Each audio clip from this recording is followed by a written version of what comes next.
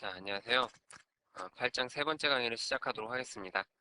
자, 이번 장에서 다룰 내용은 이제 여러분들이 자바나 JSP를 이용해서 XSLT와 함께 동적인 어플리케이션을 개발하기 위한 프로그래밍 기법에 대해서 여러분들께 설명을 드리도록 하겠습니다.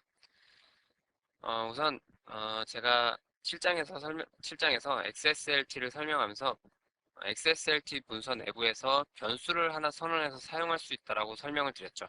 자, 그래서 변수를 선언하는 엘리먼트가 바로 XSL variable이라는 엘리먼트를 사용한다고 제가 설명을 드렸습니다.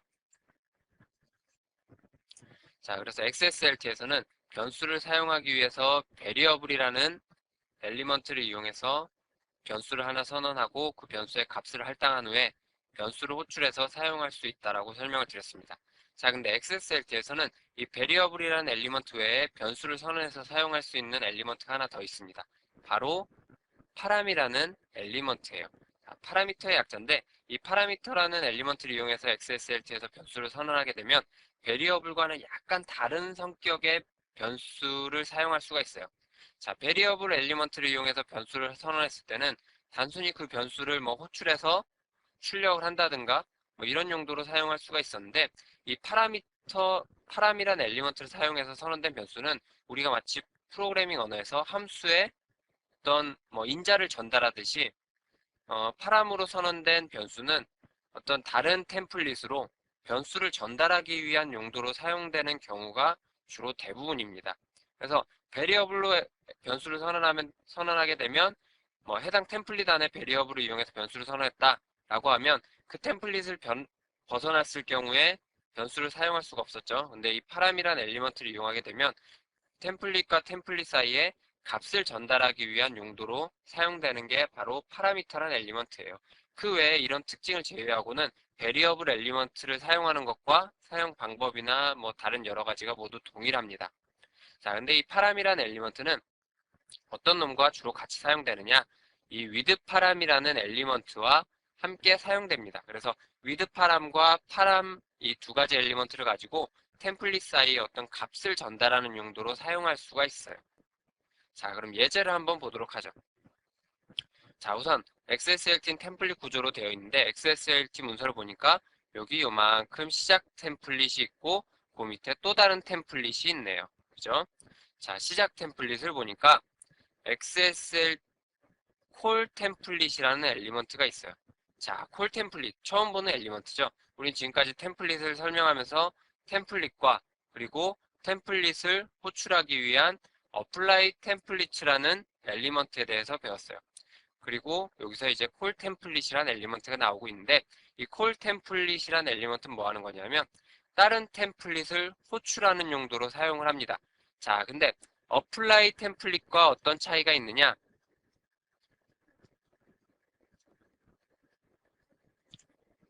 자, apply template라는 이 엘리먼트는 select라는 어트리뷰트를 가지고 있죠. select라는 어트리뷰트를 가지고 있고 그 select라는 어트리뷰트 안에는 XML 문서의 노드를 값으로 적었어요. 그러니까 XPath 구문을 select라는 어트리뷰트 안에다가 적어줬었죠. 자, 근데 이 call template이라는 엘리먼트는 name이라는 어트리뷰트를 갖습니다. 그리고 이 name 뒤에는 아무 값이나 여러분들이 임의의 값을 적어줄 수가 있는데 어떤 값을 적느냐? 템플릿의 이름을 적어주면 돼요. 그래서 이 apply template 엘리먼트와 call template 엘리먼트의 차이점은 뭐냐? apply template는 XPath 노드를 기준으로 해서 XML 문서와 매핑되는 노드가 있을 경우에 해당 템플릿을 호출하는 거고 이 call template이란 이 엘리먼트 자체는 템플릿을 이름으로써 호출하는 게 바로 call template이에요. 그래서 자, 아래 호출되는 템플릿을 한번 보면 우리가 지금까지 이 템플릿이란 엘리먼트를 쓸 때 이 시작 템플릿처럼 매치라는 어트리뷰트를 적었었어요. 이 매치라는 어트리뷰트의 값으로 바로 XML 문서의 노드를 적어줬었죠. XPath 구문을 적어줬어요. 자, 근데 템플릿은 매치 어트리뷰트 말고 name이란 어트리뷰트를 가질 수가 있어요. 이 name이란 어트리뷰트를 적어주게 되면 이 템플릿은 XML 문서의 노드와 매핑되는 게 아니라 단순하게 이름을 가지고 호출할 수 있는 템플릿이 되는 거예요. 그래서 제가 템플릿 엘리먼트에 네임 어트리뷰트를 써주고 이름을 num div2라는 이름을 줬습니다. 자, 그러면 이 템플릿은 어떻게 호출해서 쓸 수 있느냐? 바로 콜 템플릿이란 엘리먼트의 네임 어트리뷰트를 이용해서 이 해당 템플릿을 호출해서 쓸 수가 있어요. 그래서 이렇게 콜 템플릿하고 네임이란 어트리뷰트를 적고 템플릿의 이름을 적어주게 되면 해당 템플릿 네임이란 어트리뷰트가 가진 동일한 이름의 템플릿을 호출을 하게 돼요. 그럼 어떤 템플릿이 호출되겠어요? 바로 흰색 박스로 된 요 템플릿이 호출돼서 실행되게 됩니다. 자, 그래서 제가 여기서 중요한 걸 한 가지 설명드렸어요. 자, 어떤 걸 설명드렸냐? apply 템플릿이란 엘리먼트와 콜 템플릿의 차이. 자, apply 템플릿은 XML 문서에 노드와 매핑되는 템플릿을 호출하는 거예요. 그러니까 XPath 노드를 가지고 템플릿을 호출하는 게 바로 apply 템플릿이라는 엘리먼트고, 그리고 콜 템플릿 엘리먼트는 템플릿을 호출할 때 이름을 이용해서 템플릿이 가진 이름을 이용해서 호출하는 게 바로 콜 템플릿이란 엘리먼트입니다. 자, 그러면은 어떻게 이 템플릿이 호출되느냐?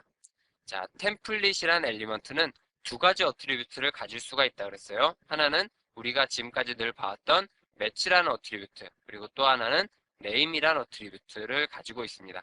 이 매치라는 어트리뷰트는 이 위와 같이 위의 템플릿처럼 XPath 노드를 값으로 가지고 있어요.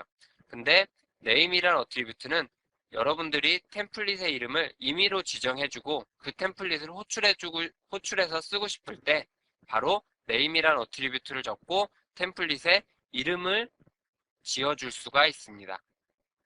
자, 그 다음에 템플릿에 호출되는 과정을 한번 보도록 할게요. 자, 콜 템플릿에서 num div2라는 템플릿을 호출해라 라고 써줬어요. 그리고 그 안에 보니까 with 파람이란 엘리먼트를 써주고 네임으로 n이라는 변수를 하나 이름을 지정했습니다. 그 다음에 그 값은 16으로 지정을 해줬어요.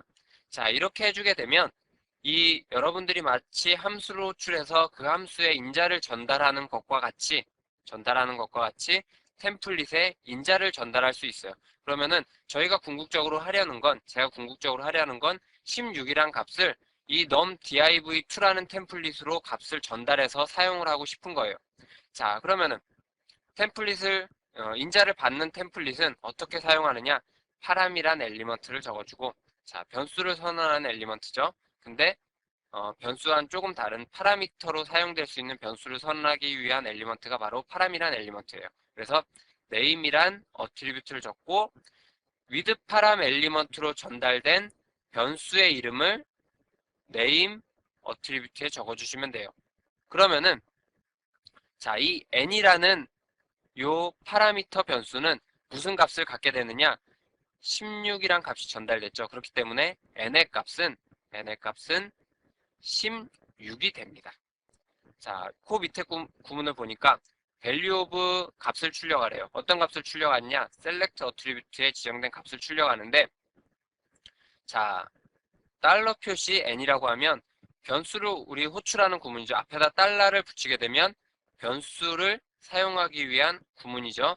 자, 그래서 변수 n을 2로 나누어서 출력해줘라. 그러면 우리 n에 전달된 변수의 값이 얼마죠? 16이죠. 16을 2로 나누어서 출력하면 몇이 출력되겠어요? 출력 결과 8이 출력되겠죠.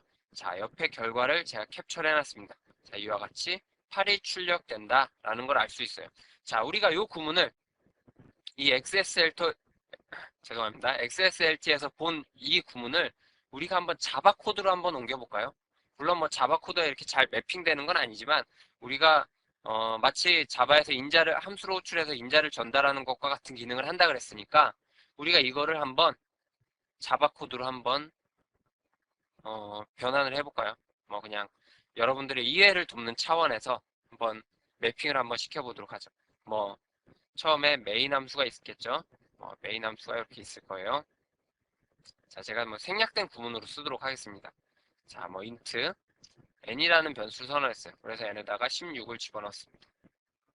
자, 그 다음에 함수로 호출하는 거예요. 어떤 함수로 호출하냐? num div2라는 함수를 호출하는데 n을 전달하는 거예요. 자, 그러면은 메인 함수 이렇게 있겠고, 이제 num div라는 함수가 있겠죠. num div2란 함수는 int n을 인자로 가져요. 자, 그 다음에 printf, 프린트 구문이라고 쓸게요. 제가 C 쪽으로 자꾸 구문이 가는데, 변수 n을 2로 나누어서 출력해줘라. 자, 뭐 이런 구문으로 작성을 할 수가 있겠죠.